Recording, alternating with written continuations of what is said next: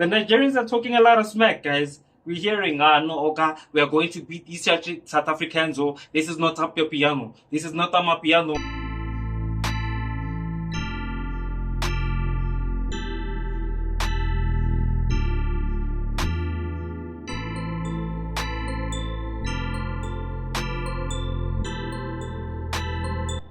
Hello everyone, and welcome to today's episode of The Corner Flag. And you're here with your favorite host once again, Deshane. And we are talking Afcon once again today. And yeah, we're in the semifinals, guys. Who would have thought? Yeah, think about it. A lot of y'all were talking like, no, Bafana had no chance. Bafana, they're never going to do it.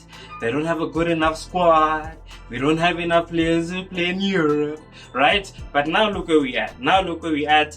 And we're facing our toughest challenge yet. But the Nigerians seem to be relishing this. I've been seeing, on the internet and on the Twitter universes and on the Facebooks and everywhere else, the Nigerians are talking a lot of smack, guys. We're hearing, no, Oka, we are going to beat these South Africans, or this is not up your piano. This is not on my piano. We are going to do, you know what I mean? So, yeah, we'll have to see if another giant killing happens again tomorrow, of course, in Yamoussoukro. I believe that's where they're playing.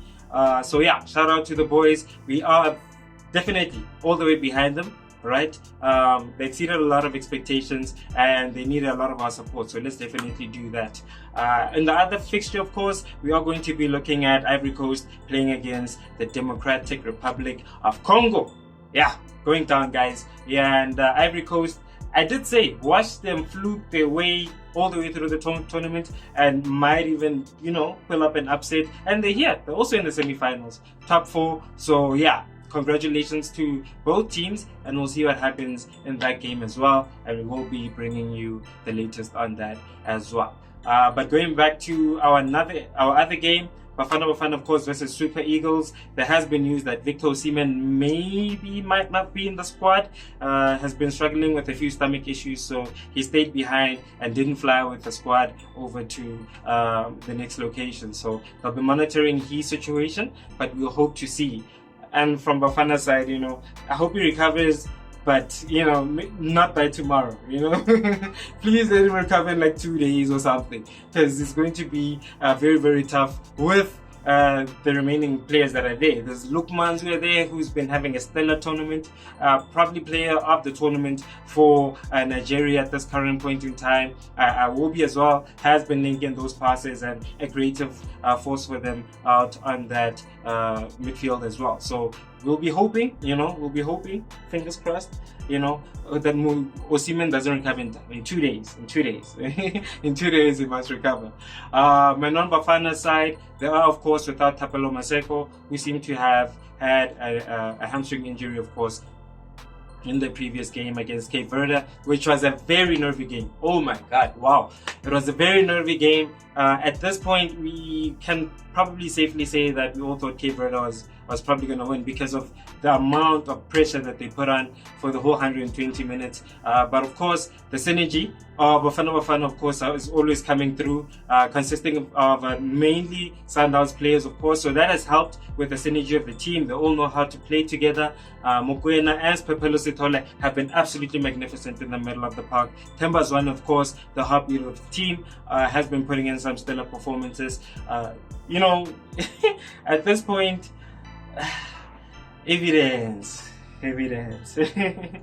Evidence has had an interesting tournament. Depending on whose perspective and who you're asking, some might say he's had a stellar tournament. He scored 1 goal, of course. Has had some link-up play. But for me, a player who's had a lot of output and hasn't been lucky with goals, and has the same amount of goals actually as Evidence Mahop, is Victor Osimhen. You can see his output.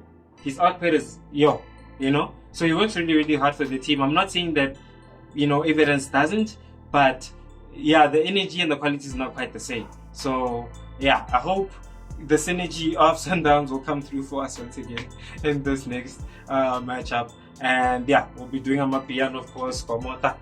We'll be back on the field once again. And if Thabo Mokoena also has a great game, Themba Zwane has a great game. If Pesitao steps up in this one, he's had a relatively quiet tournament, but if he steps up in this one, because we're going to really need him to, we might really have a chance on this one.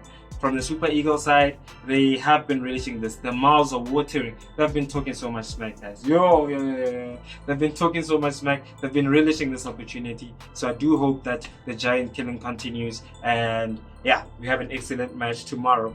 So predictions. I'm gonna go 2-1 to Bafana Bafana. I think they're gonna draw. Probably Bafana's gonna score first, and then Nigeria is gonna equalize, and they're gonna go 220 minutes, and then Bafana's gonna they're gonna show their character in this one, and they're gonna go over the line. So 2-1 to Bafana Bafana, and then the other game, DR Congo versus Ivory Coast. Another interesting one. Somehow Ivory Coast has been able to go over the line at this one, so I don't see that stopping. So probably they're going to get another 1-0 victory. Fofana has been excellent throughout this tournament, so he's probably going to do it for them once again. But yeah, that brings us to the end of our episode. Please do subscribe. Road to 500. That's where we are. We're on 200 now. So thank you to all of those who have subscribed, and thank you to all of those who have been watching us, of course. And we'll see you in the next episode. Until next time, we'll see you in the next episode of The Corner Flag.